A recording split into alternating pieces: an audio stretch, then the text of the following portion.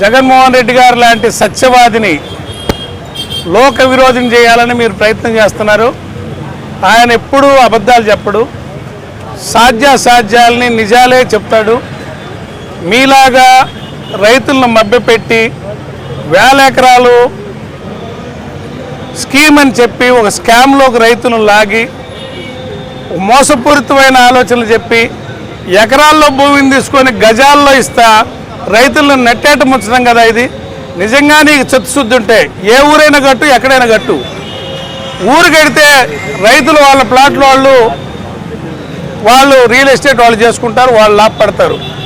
నువ్వు ఒక్కడివే సిండికేట్ చేసి సిఆర్డి అని చెప్పి 1000 ఎకరాలని లాక్కొని రూపాయికి ₹1 రిజిస్టర్ చేస్తా మీ అబ్బా కొడుకులు పవన్ కళ్యాణ్ ముగ్గురు కలిసి ఈ రాష్ట్రాన్ని దోచుకుంటుంటే ఇది తప్పు, అన్యాయం. ప్రజల సొమ్ము మీరు ఖర్చు పెడుతుందని రేపు ప్రజల మీద భారం పడుతుంది. గుంటూరు నుంచి మచిలీపట్నం దాకా హైవేలు ఉన్నాయి, ఆల్రెడీ డెవలప్డ్ హైవేలు, మెరక ప్రాంతం, అటు పోతే పోర్ట్ ఉంది. అట్ట కూడా ఆలోచించండి, ఖర్చు తగ్గించండి. ప్రజలు మొయ్యలేని భారంగా మీరు ముంచిపోవద్దు. మీరు ఈ 4 ఏళ్ళు ఉంటారు, రేపు 3 ఏళ్ళు ఉంటారు, పోతారు. ఈ అప్పులు తీర్చాల్సింది ఎవరు? ప్రజలు. ఈ సాధ్యాసాధ్యాల గురించి జగన్మోహన్ రెడ్డి గారు చెప్పారు.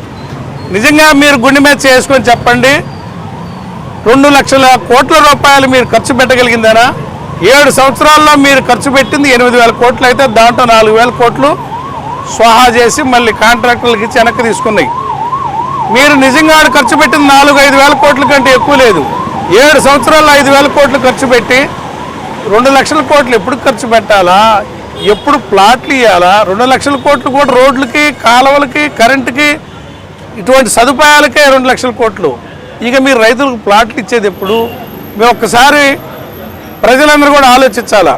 చంద్రబాబు పుణ్యమా అని చెప్పి అందరూ 3వ బిడ్డను కొంటే 3వ బిడ్డను కంటే ఎన్నికల్లో పోటీ చేసే అర్హత లేదని చెప్పి ఆపరేషన్లు చేయించుకుంది ఈ రాష్ట్రం. చంద్రబాబు నాయుడు పుణ్యమని ఇవాళ జనాభా తగ్గుముఖం పెడతా ఉంది. జనాభా రోజు రోజుకి తగ్గుముఖం పెడుతుంది. ఉన్న యువకులు అవకాశాలు లేక విదేశాలకి, నగరాలకి వెళ్ళిపోతే గ్రామాల్లో ముసలా మొత్తుకోళ్ళతో ఉన్నాయి. ఎక్కడి నుంచి జనాన్ని తీసుకొచ్చి నువ్వు అమరావతిలో నింపుతావు? ఆ రైతులు కూడా ఒకసారి ఆలోచించుకోవాలా?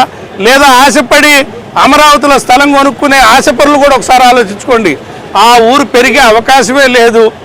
అనవసరంగా మీరు ఇన్వెస్ట్ చేసి ₹6 ₹10 లాభం రాలేదని మా నాయకుడిని విమర్శించడం అనేది తగదు. ఆయన సత్యవాది, నిజమే చెప్తాడు. ఇవాళ కాకపోతే రేపటికి నిజం అర్థమైద్ది.